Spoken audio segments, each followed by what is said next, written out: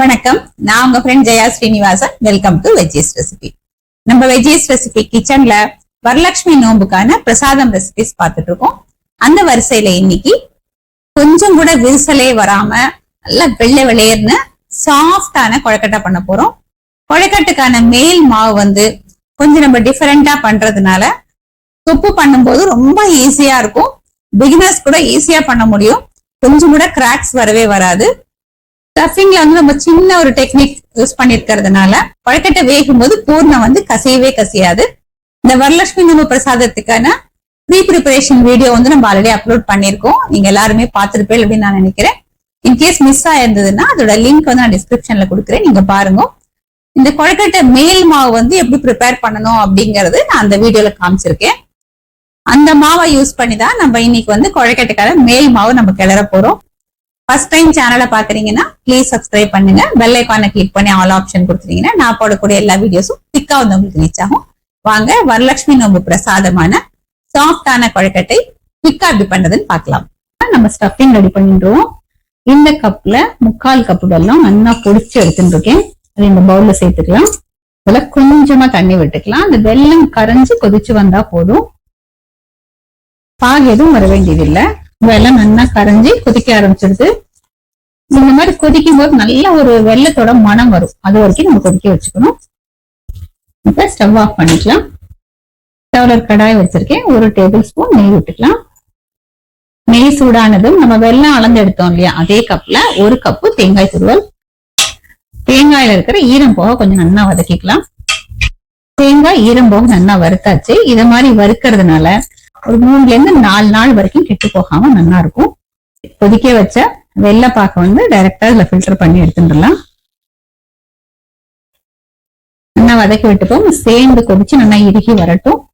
வெல்லமும் இந்த தேங்காயும் நல்லா சேர்ந்து வந்துட்டு ரொம்ப ட்ரையாவும் ஆயிடக்கூடாது. இதை போல கொஞ்சம் ஈரமா இருக்கணும். நம்ம ரொம்ப ட்ரையா கலரிட்டோம் அப்படின்னா சூடு ஆறினதுக்கு அப்புறம் ரொம்ப இறுகி போயிடும். அதனால கொஞ்சம் இது போல ஈரம் இருக்கும் போதே நம்ம ஆஃப் பண்ணிக்கணும். இதை ஆஃப் பண்றதுக்கு முன்னாடி இதுல 1 டேபிள் ஸ்பூன் அளவுக்கு பொட்டுக்கடலை மாவு சேர்த்துக்கலாம். பொட்டுக்கடலை நல்லா மிக்சியில அரைச்சி சலிச்சு சேர்த்துக்கோங்க. ஒரு 1/4 டீஸ்பூன் அளவு ஏலக்காய் பவுடர். கொழுக்கட்டை ஸ்டீம் ஆகும் போது உள்ள இருக்கிற வெல்லம் கரைஞ்சி கொஞ்சம் கசிஞ்சு வரும் இல்லையா, இந்த பொட்டுக்கடலை மாவு சேர்த்தோம் அப்படின்னா அதை போல கசியாது. இத போல கொஞ்சம் ஈரம் தெரியுது இல்லையா, இந்த மாதிரி இருக்கும் போதே நம்ம ஸ்டவ் ஆஃப் பண்ணிடலாம். இது கம்ப்ளீட்டா சூடு ஆறட்டும். சூடு ஆறும் போது கரெக்டான பதத்துல இருக்கும். இது சூடு ஆறுறதுக்குள்ள கொழுக்கட்டை மேல் மாவு நம்ம கிளறி எடுத்துக்கலாம். நம்ம எந்த கடாயில கொழுக்கட்டை மாவு கிளற போறோமோ அந்த கடாயை எடுத்துக்கோங்க. 1 கப்பு நம்ம அரைச்சி வச்ச கொழுக்கட்டை மாவு சேர்த்துக்கலாம். அதாவது நம்ம மாவு பச்சரிசி களைஞ்சி உணர்த்தி அரைச்சிருந்தோம் இல்லையா, அந்த மாவு. இதை போல பாருங்க, நல்லா நீசா நம்ம அரைச்சுக்கணும். இந்த மேல் மாவுக்கு 1/4 டீஸ்பூன் உப்பு சேர்த்துக்கலாம். நம்ம கொழுக்கட்டை மாவு அளந்து எடுத்திருந்தோம் இல்லையா, அதே கப்ல 1 கப்பு ஜலம் விட்டுப்போம். நம்ம ஸ்டவ்ல வைக்கல, நம்ம மிக்ஸ் பண்ணிப்போம். இதை போல நம்ம ஏன் பண்றோம் அப்படின்னா, சில பேருக்கு ஸ்டவ்ல வச்சு கிளறும் போது கொழுக்கட்டை மாவு கட்டி தட்டது அப்படின்னு சொல்றா இல்லையா, இத மாதிரி நம்ம கலந்துட்டு அதுக்கப்புறம் கிளறினோம் அப்படின்னா கட்டி தட்டாது. நமக்கு தண்ணியோட அளவும் நமக்கு தெரியும். ஒரு 1/4 கப் தண்ணி நான் விடுறேன். இது தோசை மாவுறதுக்கு நம்ம கலந்துக்கணும். இது போல கொஞ்சம் கொஞ்சமா ஜலம் விட்டு நம்ம தோசை மாவு பதத்துக்கு கரைச்சிடுவோம். நம்ம தண்ணியோட அளவு கரெக்டா சொல்ல முடியறது இல்லை. ஏன்னா ஒவ்வொரு அரிசி மாவும் ஒவ்வொரு மாதிரி தண்ணி வாங்கும். இந்த மாதிரி பண்றதுனால மாவு கொஞ்சம் கூட கட்டி தட்டாது. பாருங்க, இத போல கரைச்சிருக்கேன். கொழுக்கட்டை மேல் மாவுக்கு நம்ம கரைச்சி வச்ச மாவு ஸ்டவ்ல வச்சிருக்கேன். நல்லா கிளறிக்கலாம். இது நல்லா வெந்து வரணும். வெந்து வரும்போது மாவு நல்லா அப்படியே பந்து போல சேர்ந்தா மாதிரி வந்துடும். மாவு பாருங்க கொஞ்சம் திக்காய் லேசா கலர் மாறி வர ஆரம்பிச்சிருக்கு. அடுத்த ஸ்டேஜ் பாருங்க, இன்னும் கொஞ்சம் கூட திக்காய் கொஞ்சம் கலர் மாறி இருக்கு. இந்த வேகும் போது ஒரு மாதிரி கண்ணாடி மாதிரி படப்படன்னு வரும் பாருங்க, அந்த மாதிரி வந்துட்டு இருக்கு. இப்ப பாருங்க இன்னும் நல்லா இறுகி வந்துட்டு கொஞ்சம் வேகணும், கொஞ்சம் திக்காகணும். அடி பிடிக்காம இது போல நல்லா அடியில இருந்து சேர்த்து நம்ம கிளறி விட்டுக்கணும்.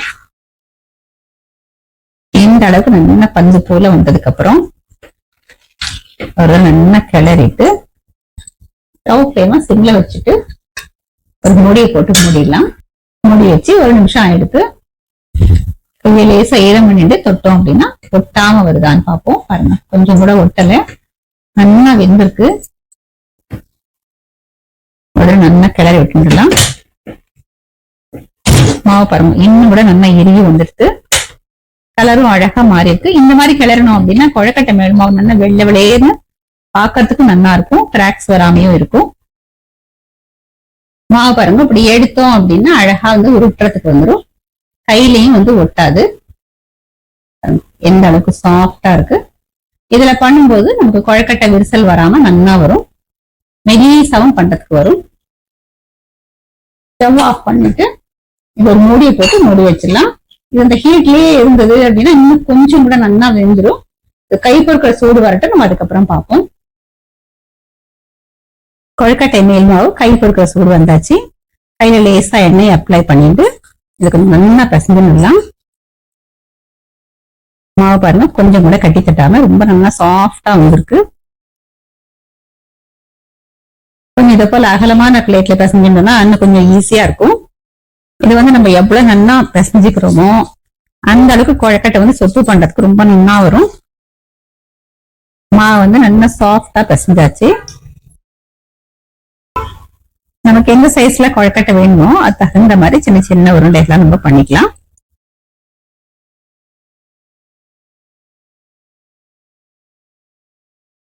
இதே இது போல சின்ன சின்ன ரவுண்ட்ஸா நம்ம நல்லா பால் மாதிரி பண்ணிக்கலாம். இதே மாதிரி எல்லாத்தையும் பண்ணி எடுத்துடுவோம். இது வந்து ஒரு பவுல்ல போட்டு தட்டு போட்டு மூடி வச்சுக்கலாம். இல்லைன்னா மாவு வந்து காய ஆரம்பிச்சிடும். பூரணம் பாருங்க நல்லா சாஃப்டா இருக்கு. பாருங்க இப்படி கையில எடுத்தோம் அப்படின்னா கையில ஒட்டாம அழகா அது போல உருட்ட வரணும். ட்ரை ஆகாம கரெக்டா இருக்கு பாருங்க. இப்ப நம்ம கொழுக்கட்டை பண்ணிக்கலாம். நம்ம மேல் மாவு இது போல பால் மாதிரி ஊட்டி வச்சிருக்கோம் இல்லையா, இது வந்து சொப்பு பண்ணிக்கலாம். ஒவ்வொரு முறையும் மாவு எடுத்துட்டு கையோட நம்ம மூடி வச்சுக்கணும், இல்லைன்னா வந்து மாவு காய ஆரம்பிச்சிடும். சொப்பு பாருங்க ஈஸியா பண்ணலாம். லேசா கையில அது போல எண்ணெய் அப்ளை பண்ணிட்டு இதை போல பிஞ்ச் பண்ணிக்கணும். இந்த மாதிரி பண்ணும்போது இது சின்ன பாட் மாதிரி ஒரு ஷேப் வரும் பாருங்க, இப்படி வரும். லேசா எண்ணெய் அப்ளை பண்ணிட்டு கட்டை விரல் இங்க வச்சுட்டு இந்த விரல் இங்க சப்போர்ட்டுக்கு இதை போல வச்சுட்டு லேசா அப்படி பிரஸ் பண்ணிட்டே வந்தோம் அப்படின்னா இந்த கட்டை விரலால பிரஸ் பண்ணணும், இந்த 4 விரலால சப்போர்ட் பண்ணிக்கணும். நான் பொறுமையா பண்ணி காமிக்கிறேன். இந்த மாதிரி பண்ணல அப்படின்னா சொப்பு பண்றது ரொம்ப ஈஸியா இருக்கும். நல்லா மெலிசா ஒரே மாதிரி வரும் பாருங்க. அழகா கிண்ண மாதிரி வந்துட்டு திக்னஸ் வந்து ஒரே மாதிரி இருக்கு பாருங்க. நம்ம பண்ணி வச்சிருக்க ஸ்டஃபிங் வந்து இதுல வச்சுட்டு இது எல்லாத்தையும் அப்படி ஒண்ணு சேர்த்து இது போல க்ளோஸ் பண்ணிக்கணும். உள்ளங்கையில வச்சுக்கோங்க. இந்த எக்ஸ்ட்ரா மாவை இதை போல இப்படி பிடிச்சோம் அப்படின்னா கொழுக்கட்டை வந்து அழகா ஷேப் நீட்டா வந்துடும் பாருங்க. அவ்வளவு ஃபர்ஸ்ட் கிளாஸா வந்திருக்கு. இந்த பண்ண கொழுக்கட்டையை நம்ம ஸ்டீம் பண்ற வரைக்கும் இதே நம்ம மூடி வச்சுக்கணும். இந்த மாதிரி ஷேப்ல கூட நம்ம பண்ணிக்கலாம். பிளாட்டா அப்படி ரவுண்டா பண்ணிக்கணும். இப்படி பிடிச்சுன்னு இங்க ஒரு கட்டை விரல், இந்த கையோட கட்டை விரல் இப்படி இப்படி பிடிச்சுண்டு இது மாதிரி பிரஸ் பண்ணிட்டே வந்தோம்னா ஒரே மாதிரி ஈவனா வந்துடும். திக்னஸும் ஒரே மாதிரி இருக்கும். ரவுண்டா பண்ணதை இதை போல இப்படி பிடிச்சிட்டு இதுல ஸ்டஃபிங் இது போல வச்சுக்கலாம். பிரஸ் பண்ணிட்டே வர வேண்டியதான். உங்களுக்கு எது வந்து ஈஸியா இருக்கோ நீங்க அதுல பண்ணுங்க. நல்லா அப்படி பிரஸ் பண்ணி விட்டுடலாம்.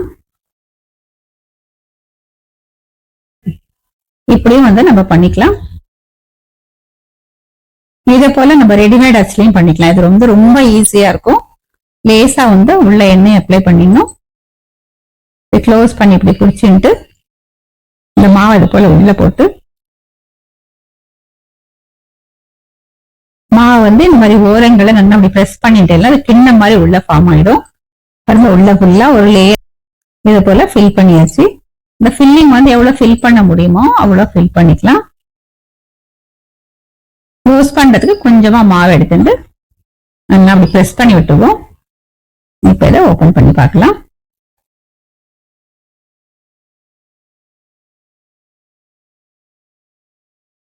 பாருங்க ரொம்ப அழகா இருக்கும் பாக்குறதுக்கு. பண்றது ஈஸி, பிகினர்ஸ் கூட ஈஸியா பண்ண முடியும்.